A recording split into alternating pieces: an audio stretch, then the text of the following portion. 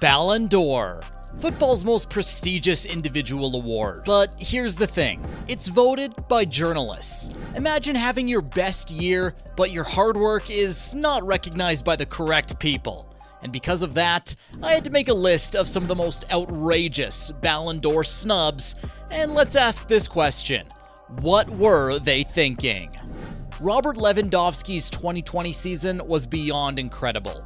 Playing for Bayern then, he dominated the Bundesliga with 34 goals, had 15 Champions League goals to his name, and was key to this 8-2 demolition of this star-studded Barcelona team in the Champions League quarterfinals.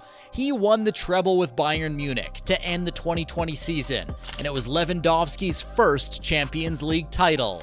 However, in a controversial twist, the Ballon d'Or was cancelled for the first time ever in 2020 due to the COVID-19 pandemic. Honestly, this doesn't make sense, because the football never stopped, so why cancel the awards? Many believed Lewandowski was the clear favorite to win, as Ballon d'Or winners usually centered around one that has won the most trophies. Lewandowski certainly did, and even Lionel Messi acknowledged in a speech that the Polish should have won deservingly. Con él, creo que te merece tu Balón de Oro, que el año pasado todo el mundo. The cancellation of the awards ceremony in 2020 raised questions about the fairness of the selection process. The next one was equally unfair. Wesley Snida's 2010 season was phenomenal. The Dutch midfielder joined Inter Milan from Real Madrid and quickly became a key player under Jose Mourinho. That year, Inter achieved the treble, winning the league title, the Coppa Italia, and the Champions League. He was at the heart of their success, and one of the highlights of Snida's season was his performance in the Champions League final against Bayern Munich. He delivered a perfect pass to Diego Milito for the opening goal. That, and many other crazy assists, earned him his nickname, the Sniper. Despite his incredible contributions, Snida was overlooked for the Ballon d'Or in 2010, with Messi winning his second consecutive award because of his 60 goals tally in 2010. This angered Inter Milan's then president, stating that the Dutchman deserved to win the award. You know it's serious when the president gets involved. Many argue that Snida's 2010 season was comparable to Luka Modric's 2018 campaign, which earned Modric the Ballon d'Or. Both players played crucial roles in their respective teams' treble-winning seasons and led their countries to the World Cup final. If Modric can win based on that, why can't Snida? Well, believe it or not, there are many who thought that Cristiano Ronaldo should have won ahead of Modric in 2018.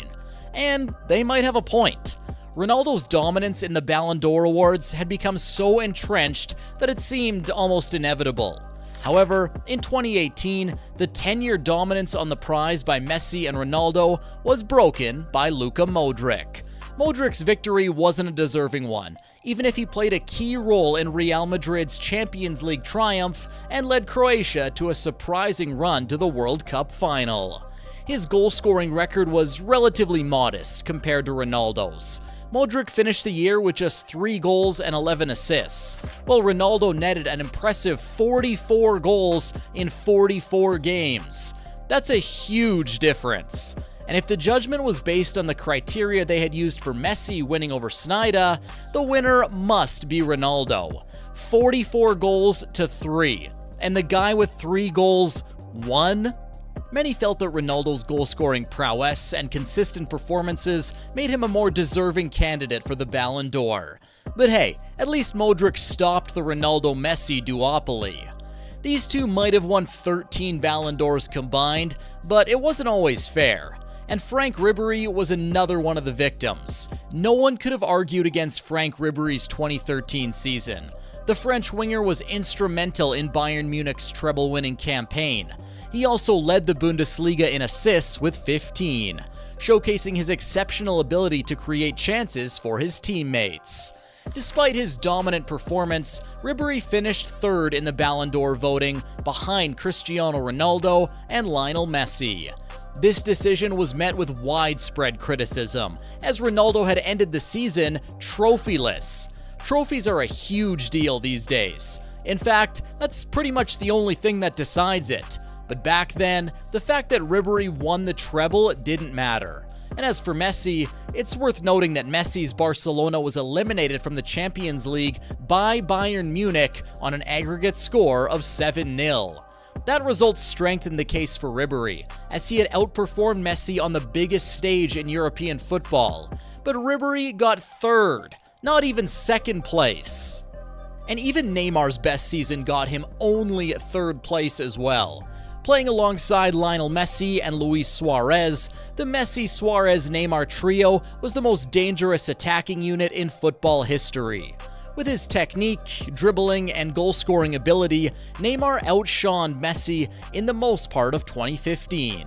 Like in this comeback against PSG, Neymar scored 2 huge goals late in the game to give Barcelona a chance before an incredible assist to Sergio Roberto to win the game on aggregate. Nicknamed the MSN, the trio's chemistry and understanding were a key factor in Barcelona's dominance that season. They scored 148 goals in their 120 appearances together, and Neymar was a massive contributor to those.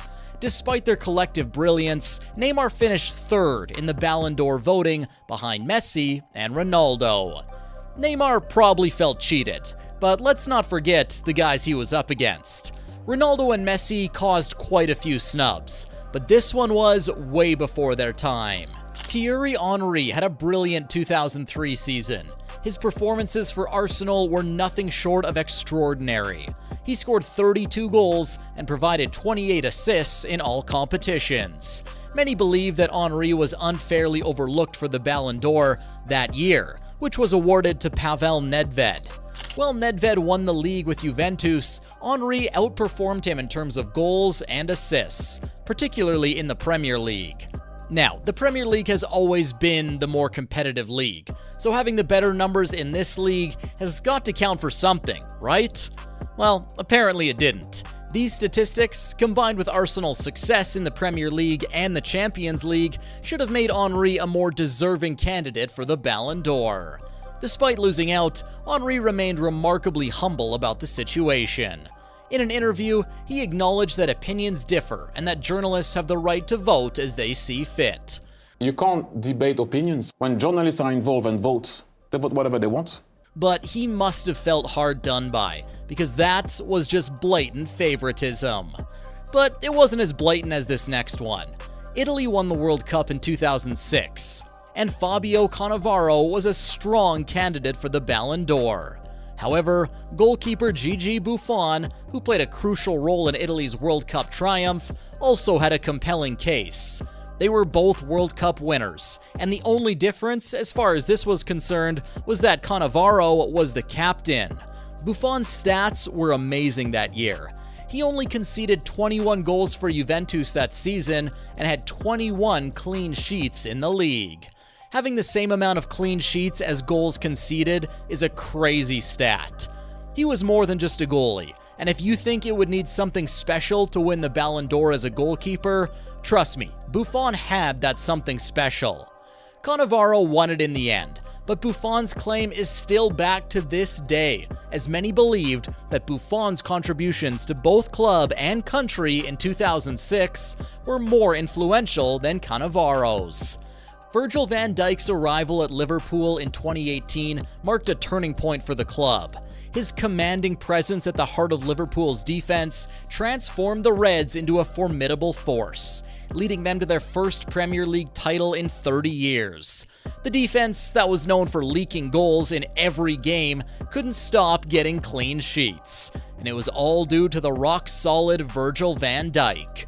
He even contributed 10 goals and assists for the 2019 season. He was so close to be the next defender to win the Ballon d'Or after Cannavaro, but again, Messi was crowned the winner, and Van Dijk finished in second place. Jurgen Klopp, Liverpool's manager, expressed his disappointment with the decision, stating that he couldn't recall a more impressive season from a defender. The biggest decision with the Ballon d'Or winners has been inconsistency. And thanks to that, legends like Henry and Neymar never get to win the coveted award they so thoroughly deserved.